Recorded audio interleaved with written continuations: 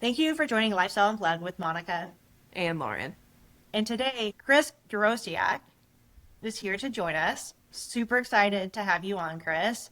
And Chris, can you share who you are, what's your background, and really, you don't have to tell people why we wanted you on here because we can tell them why, unless you want to. But I'm going to hand it over to you. Thank you. So I started real estate consulting about 20 years ago. And so I've seen a lot, but I recently founded a firm called Paramount Economics, which is my independent consulting practice, focused on lifestyle communities and what developers, investors, and builders really need to understand how to build value, how to create something special, and form something where all of the pieces are coming together, becoming more valuable than each individual component, and really creating that lifestyle that I think we all know and love, especially on this podcast. So, I can get into my background a little bit, and I had a pretty fun dream job coming out of grad school, out of a very not so fun major, according to most people. So as an undergrad and graduate student, I was an economics major and then got a master's degree in economics, which I really found fascinating because the philosophy of markets and, what the underlying fundamentals are just become very interesting to study in a variety of ways. But you could literally do anything with it. And so I started to Google search when I had finished up my master's program and started to cold call people to figure out what they were doing, which, by the way, is a totally inefficient way to get into any job, but hey, it worked. And so my first job, which was in the early 2000s, was joining a small real estate consulting firm that was called Peterson Economics.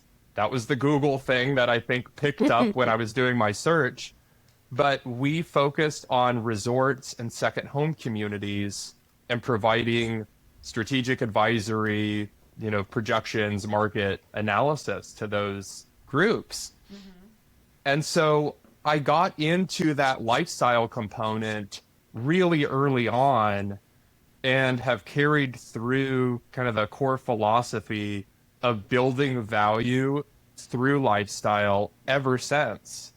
Love it. And so that's really what got me interested in it. And I've just been so fascinated with, how people live, what makes life better, and housing being of course, like a core experience of humanity that we as people who are interested in lifestyle, that's something that we want to harness, right? Like that's the joy of living. And so that's really where I come from in a very broad sense. I love it. It's cool that you got into it so early on. And I've seen a lot. So the funny thing about doing something like really early and sticking with it is that you go through a couple of cycles. So when I started, it was early 2000s, like pre-financial crisis. Everything was selling, right? It was sort of the equivalent to what we saw recently during the pandemic. And it was that prior cycle.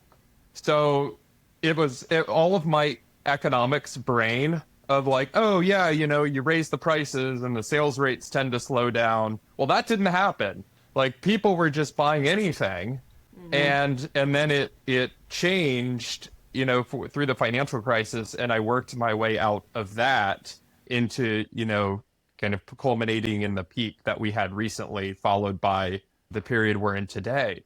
And so it's been just a fascinating, front row view of the global, local, national economies, housing markets being a huge part of that.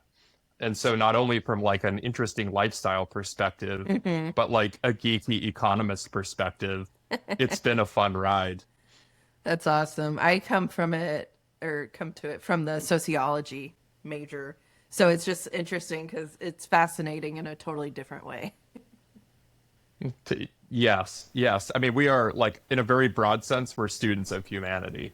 So what I'm fascinated about really with your, 20 plus years of experience is that you've been focused on lifestyle communities for so long. I mean, longer than majority of people have been. We're just really seeing this big wave of lifestyle in the last few years really start knocking on people's doors and saying you really need to have this in your communities. So I find it fascinating that you've been studying that in those types of communities for so long. So what have you learned and seen really from when you first started, what a lifestyle community looked like then and today? It's a great question because I would agree that there's been a big focus recently into this lifestyle narrative. And what I found really fascinating, and I still do this today, is I found fascinating that when I got started, it was really around resorts. And the resort developers were so focused on this because that's what makes a resort really special. And I'll give you an example of that. I mentioned my dream job of coming out of graduate school. And like one of my first projects was going to Hawaii to advise the Mauna Lani resort development on condominium and hotel dynamics and strategy. And so I'm like, okay, this is great. I'm going to the Big Island. I'm like, this is one of my first projects. And Mauna Lani, for people who haven't been there, is this very well-established, beautiful oceanfront resort on the Big Island. Mauna Kea is another one, just big, iconic, wonderful places to go. And because of their age, they got the best beaches. Like, if you ever go to the Big Island, go to Mauna Kea. It's an incredible beach. They got there first. They picked the best beach, built the hotel. And then there's this, so I'm doing all of this traveling along the coast, and there's a resort called Hualalai that's closer to the airport, not on the best site because Mauna Lani and Mauna Kea, they already got there. So I was thinking, well, I need to go see this place. I've heard about it. This was kind of early 2000s, so it had been around. It was developed in the 90s. But they did something totally, totally different. And instead of this like big monolithic hotel right on the beach, instead of kind of the clusters of normal beachfront and ocean view homes, they had this like these meandering pathways, these torch lit little areas to walk around and sit, low slung building, hipped roofs, lava walls. It was just magical. And the prices really showed it too. I mean, it was a Four Seasons, so it was a very nice hotel, but it was like the Four Seasons was just the average daily rates, the occupancy were off the charts. The home prices within this resort were, double, triple of what you would see outside of it on arguably better sites outside the gates. And so it just spoke to me in a way that like really driving home the whole place, right, creates the value. And then all of those connections that tie together create the lifestyle. That's cool. So I use that sort of philosophy has been in the resort world for a long time, bringing that into master plan communities, primary housing, where you can really make something magical too. Definitely. I'm sorry you had to spend time in Hawaii. I mean, Yeah. geez. Like right poor into thing. right out Yeah. of the gate too. Poor thing. Like, it must have been tough. It's been really tough. It was a rough, yeah. Love it. There's dangers to setting the bar that high because then you end up, you're like, well, I guess this is what I'm doing for my life because why not? It looks like a that's good cool. life path. So, what I find interesting is, and I guess explain to us, when you go into these resorts, what are you helping them figure out how they can get the maximum for their room rates through lifestyle? When they bring you in, what's their purpose when they bring you in? Yeah, it's interesting because there's a qualitative and quantitative aspect to it.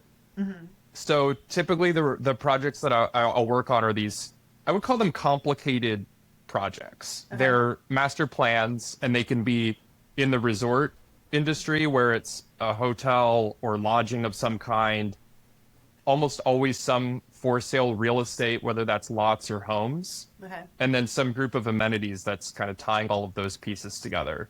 So even, you look at the master planned community example, Pinnacle and Meridian with Brighton would be an example of a master planned community that's bringing these types of components together in the primary home space. But generally, the clients that I have, they want to understand at the very end of the day, what prices or room rates can we achieve? How can we maximize those? While also, what are our absorption or our sales rates as well? And in the Okay. case of hotels, that's typically around occupancy. So you're kind of balancing these things of price and sales rates. But when you get to that final quantitative answer, there's a lot of like qualitative aspects that go along with it. How does the community feel? Is it, does the lifestyle present itself in a superior way to other comps in the area, or are there even examples nationwide that can help enlighten us as to like what the value is for these different components? So that takes us into market research, right? Like, and Lauren and I have talked a lot about this, is the market research that you have to do in order to be able to provide that for your client. So can you share with us, what that process is? And because what we want to know from a lifestyle standpoint is maybe not as intricate as what you do, but we'd like to hear the intricacies, because I think it will help us understand how you help your clients come to those conclusions. But I think from a lifestyle standpoint, we really want to know how can we do better surveys, because we're not trained in surveys. We're just told figure out what your residents want. And so we create our own surveys. And I know there's a method to the madness of creating a great survey to get good responses. So can you share that with us? I will. Yeah, and I was an economics student, so coming out, I really was just trying to gather information and fill in the information that we needed for different projects. And so my experience with talking to people and doing survey work and understanding the market dynamics, it's all like experience based on the ground. And in a way, it's not formal training, but I've been doing it for 20 years, so I got my PhD in it by now. I see it as an art and a science. And the art form is about talking to people, being well prepared, knowing what questions you want to ask and what you have and what you need. But being able to sit down with someone, whether it's a resident or another lifestyle director, and get a sense of what do they want? What do they want to see? What's maybe working or not working? What are they interested in? If you have a few of those questions in mind, it's amazing how much people will tell you. And, you don't want it to quite go to a therapy session, but like I could walk into a sales office and talk to a person for 5 or 10 minutes and just get the basics, right? I can write down, what are the premiums? What are the home sales looking like? And that. But I could also spend an hour sitting down with that same person and starting to understand, like, why are people moving here? Who do you see who's very interested in the community? What's turning them away? What would you rather do differently? And so there's kind of two ways to do surveys. One of them is like a very personal, I'm sitting down with you, we're talking right now. I'm sitting down and we're just having a conversation. Or you can do something more formal where you need like very specific, actionable data. And one way I think is to be very well prepared and to have the conversation. The other way is getting to like actionable questions that are very short and easy for a resident to answer. Because nobody really wants to do a survey, but they will, either to help you out or because it's in their interest to make the community better. And so I think there's some motivation there for somebody to fill out a survey.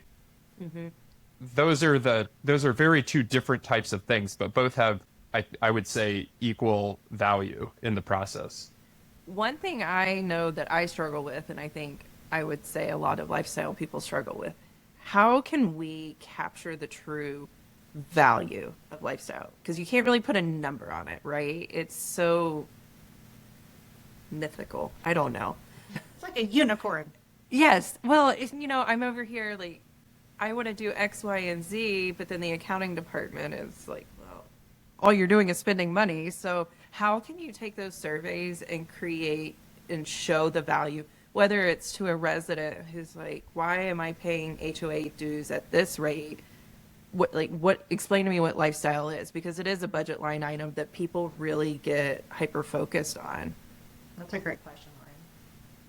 That is a great question. That really is that's the challenge of what you're doing. It's almost like marketing, right? There's no way to say we're spending X on marketing and, for every marketing dollar, there's like a direct translation. It's so difficult to quantify that, but there's a few, I'll start large scale. There's a few large scale anecdotes that are interesting from that perspective, which is you take the master planned communities as a whole, and those big communities typically do have a lifestyle component or a lifestyle director, and you can look at those that are most successful, and the most successful master plan communities typically have like higher prices compared to the neighboring projects. They typically have more resilience in both, in a downturn or in a stagnant real estate market, because that's where people want to live. And they wind up having faster sales rates. One of the ways I think you could have a lifestyle, and this is a little bit of maybe a second or third degree level, but your residents are your best salespeople. And so the happier the residents are, the more tied in they are to the lifestyle that you're creating, the more likely they are to refer their friends and family to that community. And if you get a bunch of referrals, it's most likely lifestyle driven. And so you can quantify that.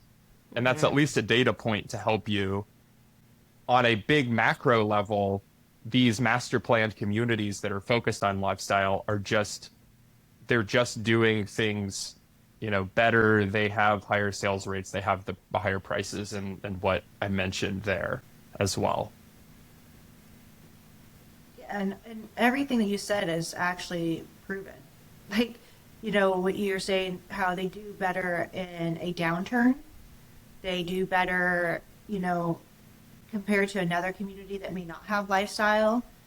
And they do sell for more. I mean, I think it's the National Board of Realtors that had put something out like that. Don't quote me on that, but I remember reading that. And so the lifestyle aspect is something that I think as lifestyle directors, we try to quantify quite a bit because we're asked to do it. I know as a consultant, when I'm trying to explain to a developer they need lifestyle, they're like, but what kind of ROI can I expect to see if I have lifestyle? Or how do you qualify? How do you quantify that? And to your point, Chris, it is like marketing. We're put under marketing a lot of times because you can't quantify it, but that it works and that that's why you need it. Right. You can't expect to sell homes if you don't have marketing. Unless you're just in an area that you can't miss. You can't really, marketing is so key. And so I think that's where lifestyle falls in, is especially in today's world where lifestyle is so focused and something that is more in demand. I say you're going to have a hard time competing if you don't have lifestyle. And so I think that's a really interesting tidbit that or fact that you were talking about, is looking at the other communities and be able to compare it. And Lauren and I, we interviewed Kevin Irvin Kelly, who has a book Irreplaceable, and ever since we talked to him, I talk about how those magic moments, you can't put a price tag on that. You can't put a price tag on, two people meeting each other for the first time. Maybe it's two moms with their kids or two dads and deciding, hey, let's get together and go fishing, or let's get together and get our kids together for a play date. In these communities that you're talking about, it's the infrastructure, right? Making sure you have the proper amenities and the infrastructure, but it's also making sure that we're creating these opportunities for the activation and activating these places where we're getting the most out of it. I think that's a really key part, is being able to share with developers. I think one thing that I find, so I was with a group of residents yesterday, and one of them literally just moved in because her friend told her how awesome it was. And then we're talking about lifestyle. She's like, I don't even know what that means. I didn't even know this was a lifestyle community, but I knew I loved it. I know my friend loves it. So, it is kind of like this unicorn situation where it's hard to describe, but you know that they value it. So it is hard to survey and like capture that, I feel like. But anyway, I digress. Yeah, no, and I think that's what is so interesting about what you do, because that's what you do. You try to quantify that for your clients on the benefits of having a lifestyle community. And so it's just fascinating that you have such a vast background on this, number one. And number two, that we can glean so much from you about how do we, after you turn it over to us, for example, they're selling the developers, like, they need to have this, and we're like, thank you, because now we have a job. And so we're grateful. But how do we continue to create that message of value to the residents and to the developer as they go through the process? Yeah, I'll give you a couple of thoughts there too. One is, if you are struggling with how to quantify it, there are ways to get close, which can be helpful. And those are the kinds of things that I'll specialize in, which is, for instance, like, what's our premium? What's our premium relative to the market?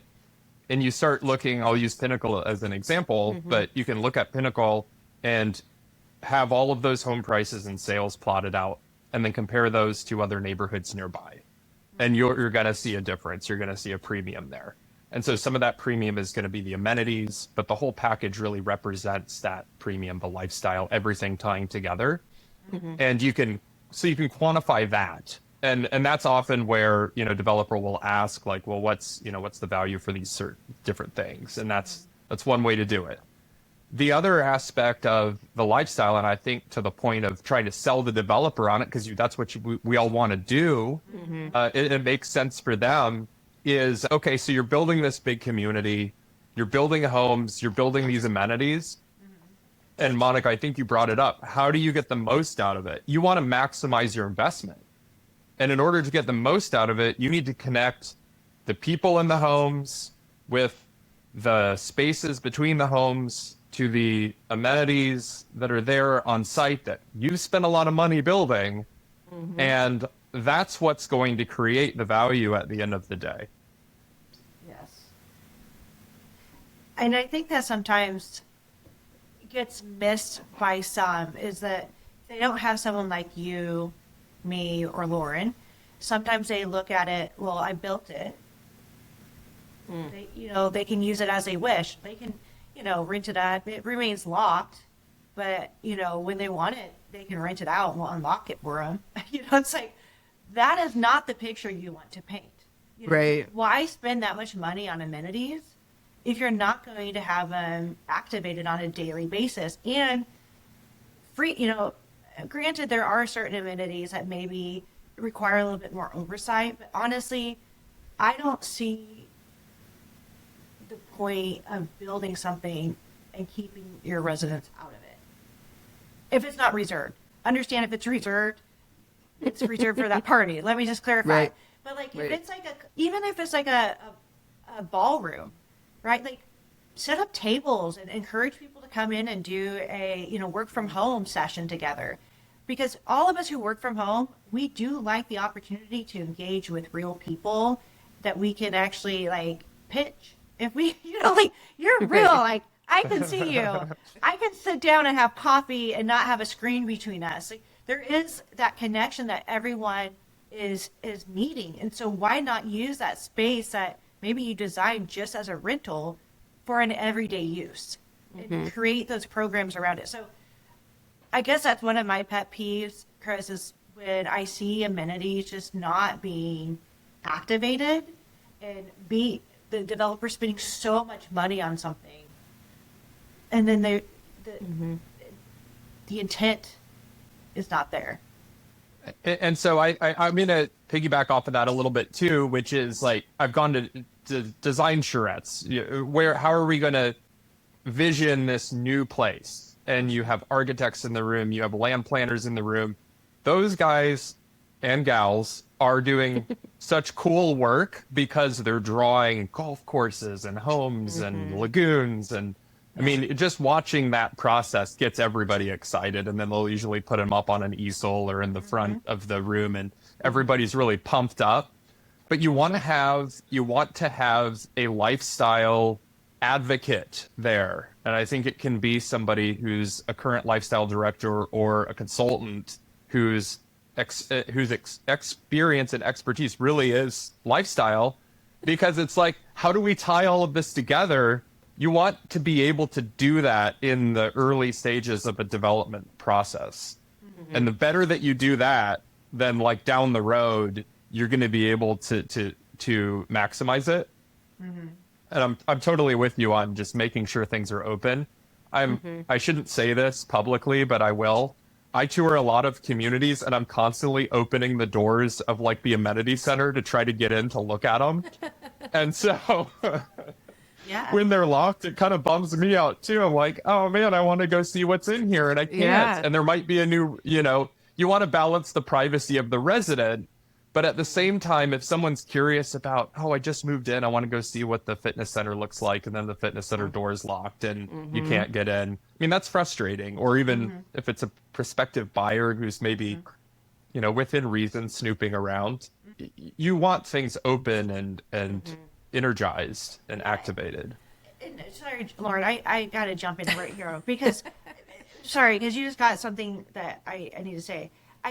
It's one thing, if it's access controlled, but to your point, Chris, why not have, if you're an actively selling developer community, then have something that says, you want to take a peek? While this is for resident access, please come and see us and we'd be happy to show you around. So that it's like, we want you to come in and see this, but we're also kind of protecting it for our resident, perspective. So I think you can do both, but to your point, it would be nice if you could take a peek, right? Like there is that, you're like, dang it, I no longer have access. Like I thought it was pretty cool, and I can't get in.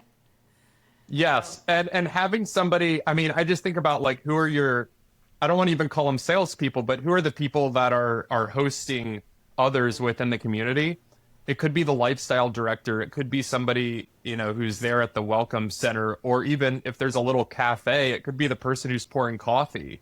But all of those people that are interacting with your residents, they create the meaning behind the community itself.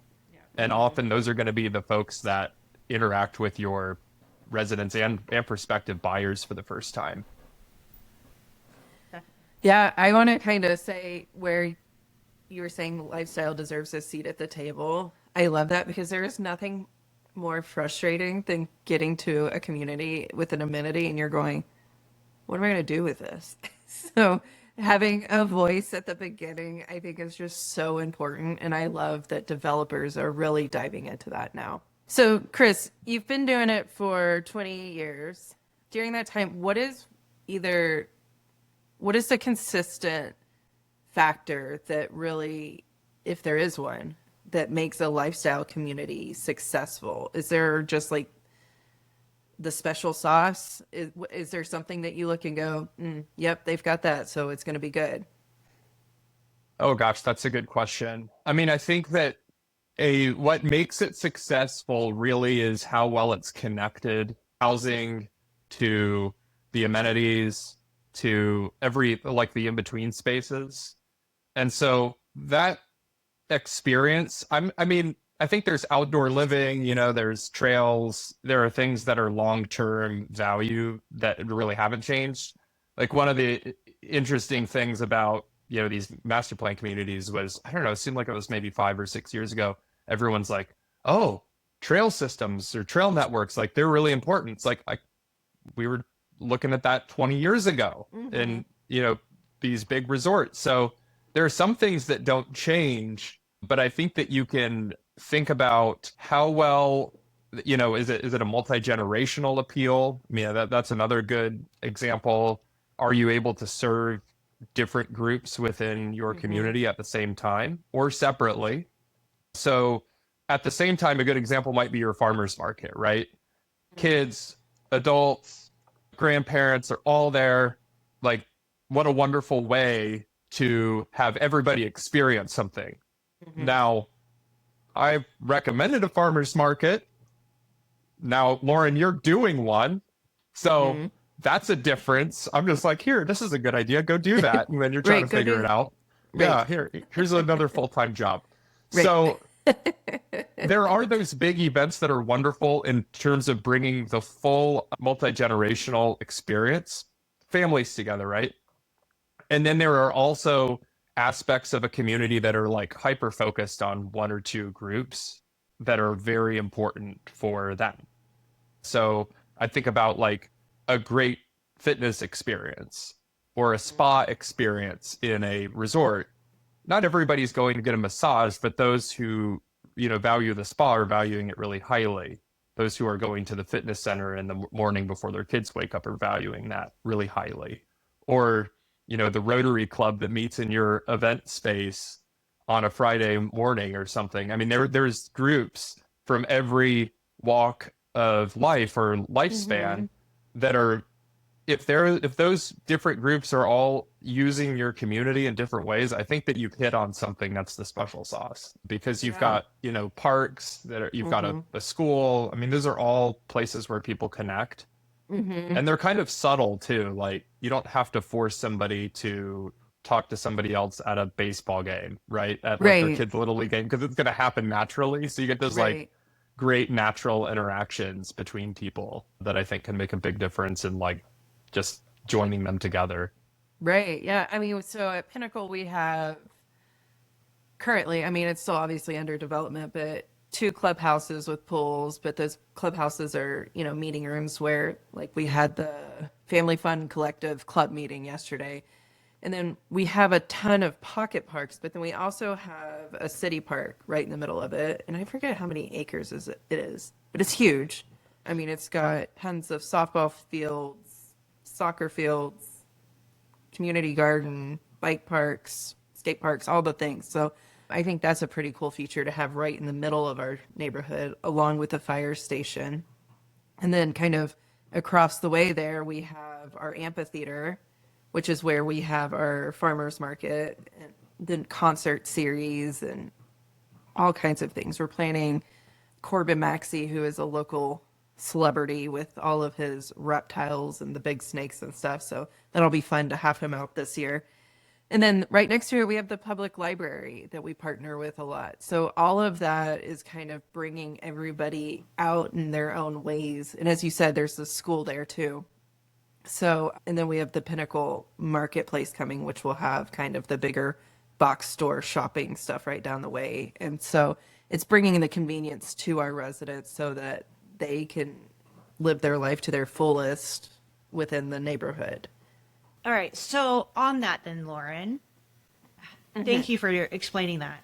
So, Chris, did you consult on this project then? Is that what I'm hearing? No, I didn't. I've worked with Brighton in the Okay. past, and it was one of those that they had underway when I was there doing some other study work for Brighton. Okay. But it was such a good example of what you can do when you're creating a multi-generational community and the various aspects of it from, the school, you have kids there, right? And you're like, parents are just kind of like forced. I have little kids. It's like they walk into my neighbor's yard. I meet my neighbors for the first time. Yeah. It's like kids are those kinds of connectors. Yes, they're The amazing. parks are another example. I was telling Lauren, if you're sitting down watching your little kid's baseball game, you're going to probably meet the parent next to you. And you don't have to force that interaction. It's a natural interaction. And those are the kinds of things that make those communities special. It has a fire station. So when they're doing their calendar shoot, you can have a group of neighbors out there. Oh, I thought you were going to interested say. in that. I thought you were going to say firemen. You can have a group of firemen, but I Well, was like, oh, Well, that too. I am moving in. Let's go.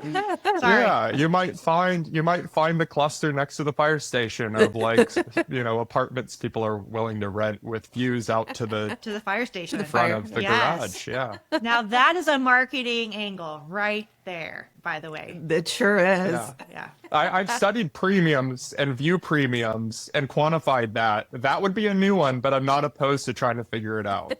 You know. I would love to see that study. Yeah. Let's do the fire station, the Pinnacle Calendar fire station shoot. You know what? I had an event idea the other day that came up. Tights and ponytails. Teaching dads how to do their daughter's I hair. love that. Is That's that so not cute. the most fun idea? I have so many fun ideas for Pinnacle.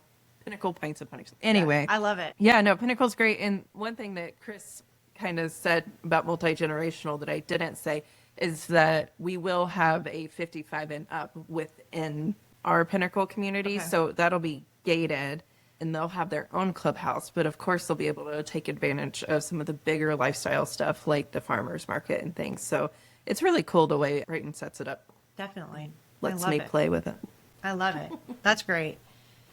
Sorry, I'm stuck on the fireman. And Chris, I'm so sorry. I don't know why or where I went with that, but I did. So I was actually there with. okay. I mean, Oh man. Okay. Anyway, So on that note, or not on that note anymore. moving forward. Moving forward.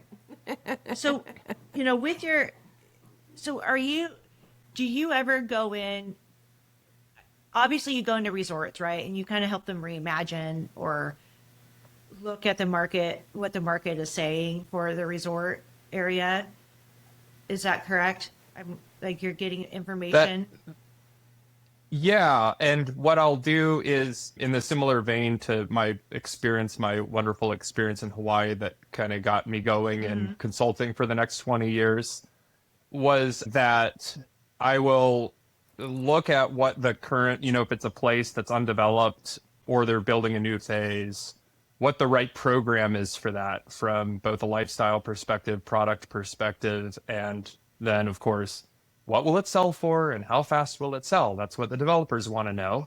And in doing that kind of research, I'll go to, the comps, the nearby communities that offer or resorts that offer something similar or some insight into what the right program is.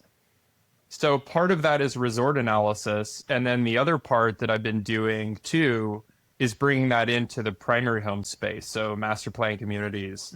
I, over the past 10 years, did a ton of work on master planned communities with answering a lot of the same questions, but looking at it from more of a primary housing perspective, people who are living there every day. Oh, I love that. One thing that you said, and then I'm going to toss it to Lauren, but one thing that you said earlier is about how kids are connectors. And I think that is so important for our lifestyle directors just to keep remembering that Kids and dogs. kids and dogs, they are magic connectors. And so, when you're doing these community events, look for opportunities for these parents to be able to connect, with one another. It doesn't have to be these really large community events, but you can do like a story time. And because everyone loves their child and they love their kids and they want their kids to be happy. And let's face it, part of that is having a friend. and friends. And so and also for moms and dads, we also want to have friends.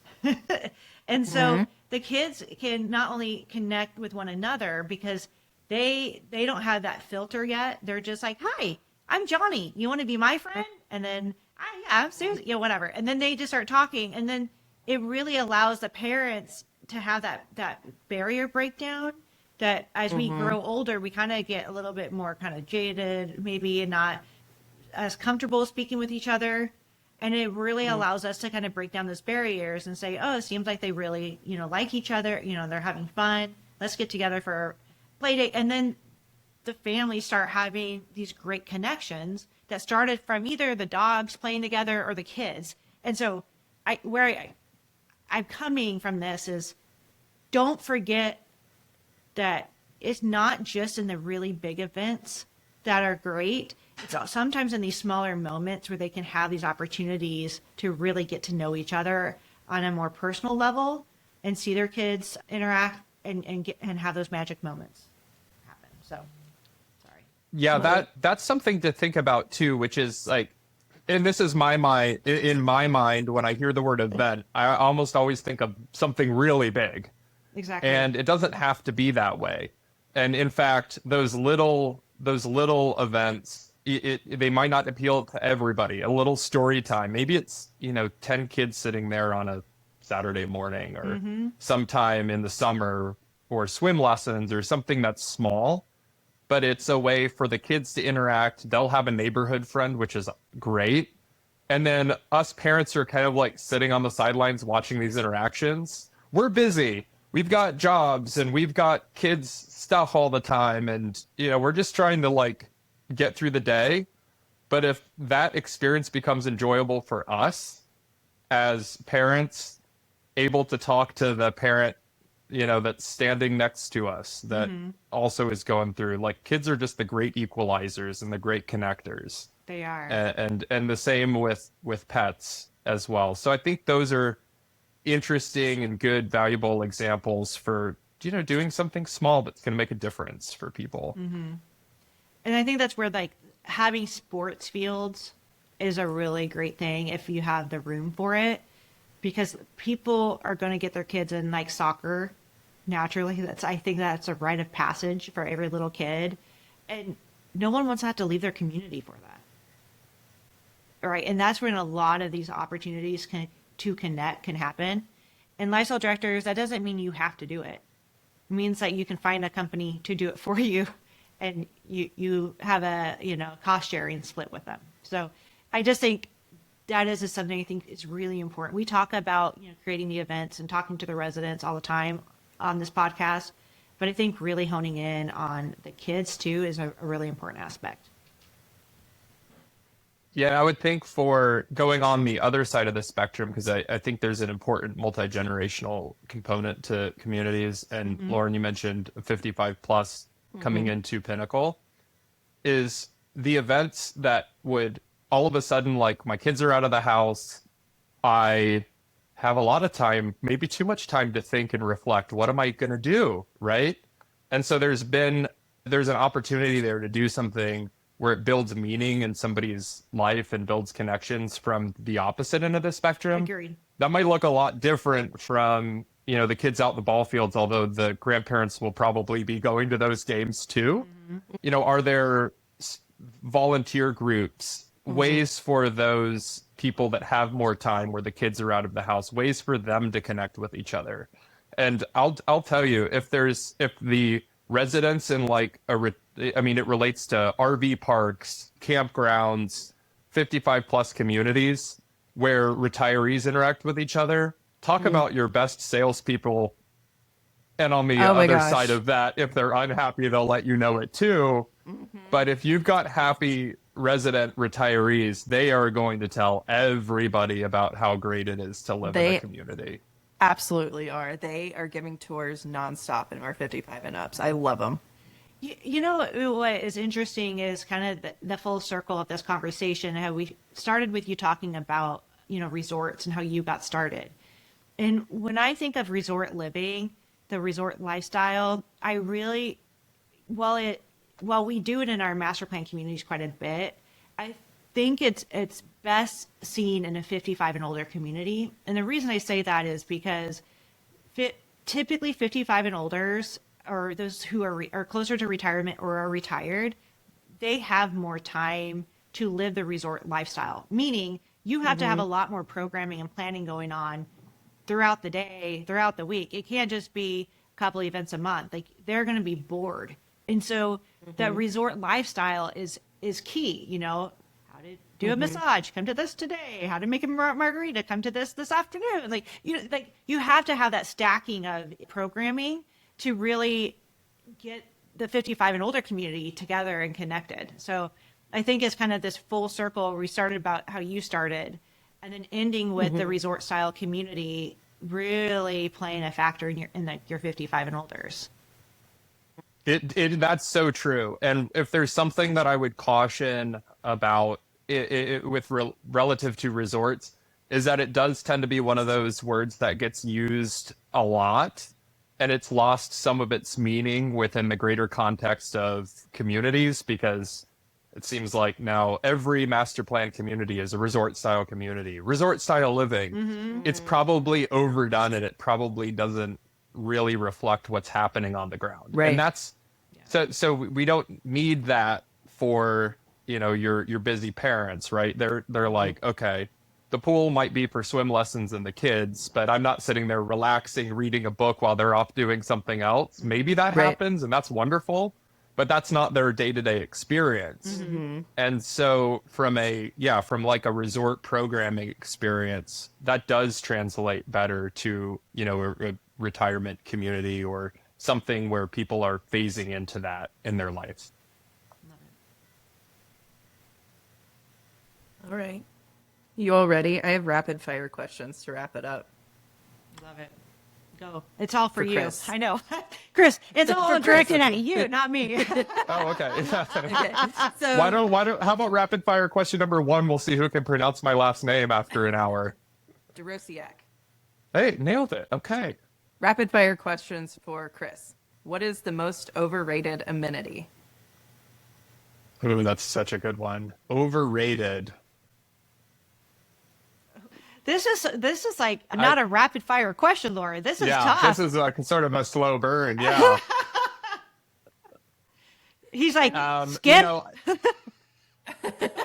Next. Chris, wouldn't you say it depends on the community based on your market research?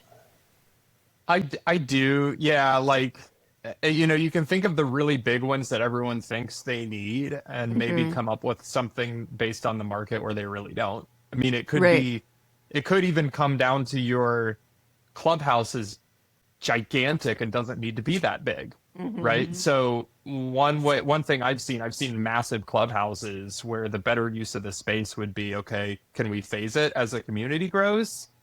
Or can we have indoor outdoor space or flexible space outside? So one overrated, let's see, here's my slow answer. An overrated amenity could be a clubhouse that's just too big for the first phase of the project. I'm going to take that and also say the most underrated amenity is indoor outdoor space. Agreed. I'll second that. And I will also say that a large clubhouse, I can plan the mess out of that. Give it to me. Give me that space. But I get it from a developer standpoint. I'm just, from a lifestyle standpoint, Lauren and I are like, ooh, we got places to be. Space. Yes. We can do things. Yeah. And what you want to do, I think one thing that happens sometimes, people are getting better at this, but you want space that's flexible. And so can you make sure that your clubhouse can be used for different types of events, different sized groups? How will it work for, you know, Agreed. You don't want to build your church for Easter Sunday. Like, you got to figure out what the right size is most of the time. And then how can you do a big event with that space? So I think, and this is where it goes back to our design charrette, right? Like, the architect might have an idea of what a great clubhouse would be. The lifestyle director should be part of that conversation.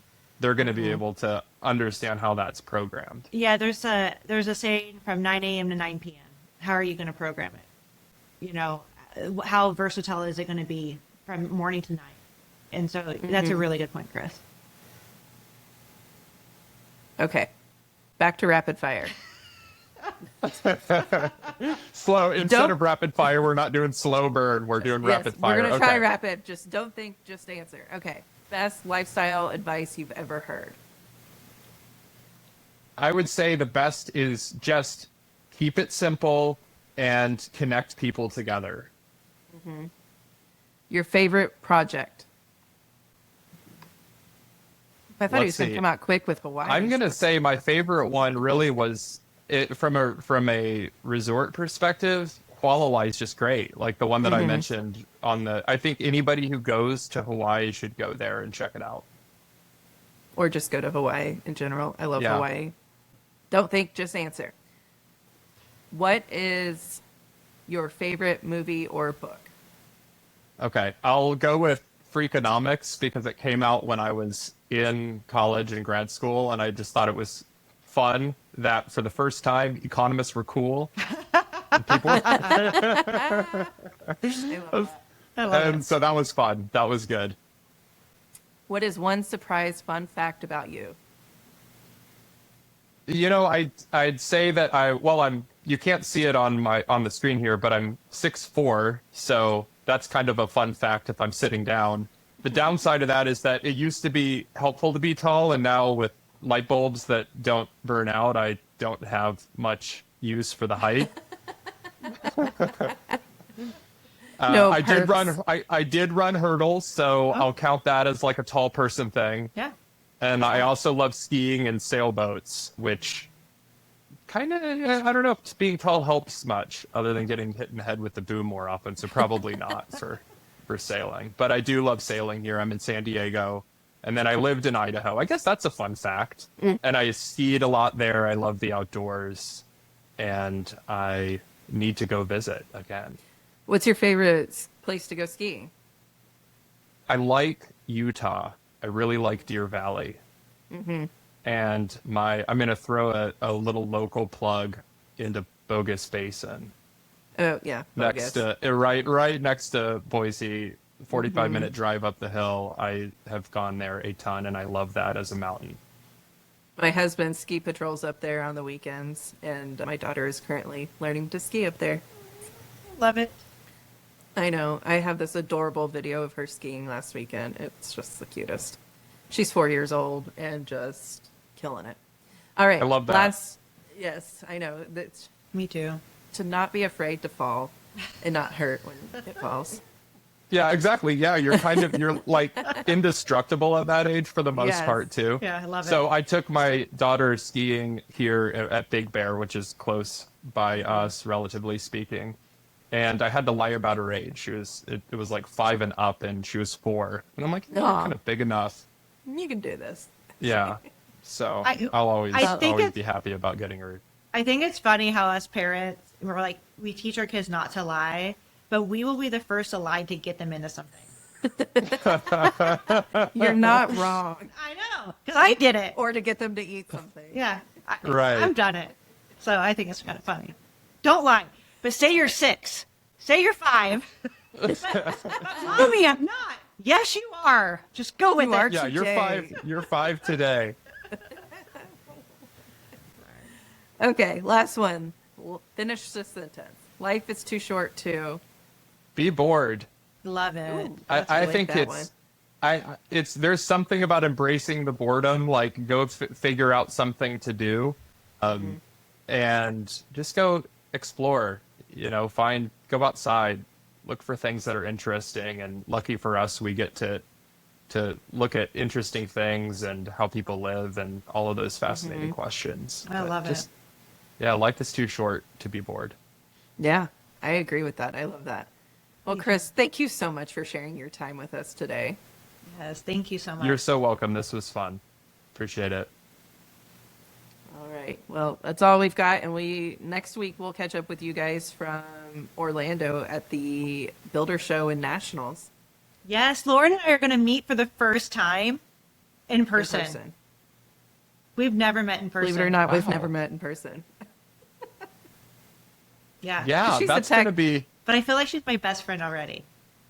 I hope we like I'm imagining that you're gonna find, like, when you see each other, it's just everything is gonna move in slow motion. There will be like music playing and lights coming down. just running and hugging and Yeah, there will be wind blowing in your hair in opposite directions somehow.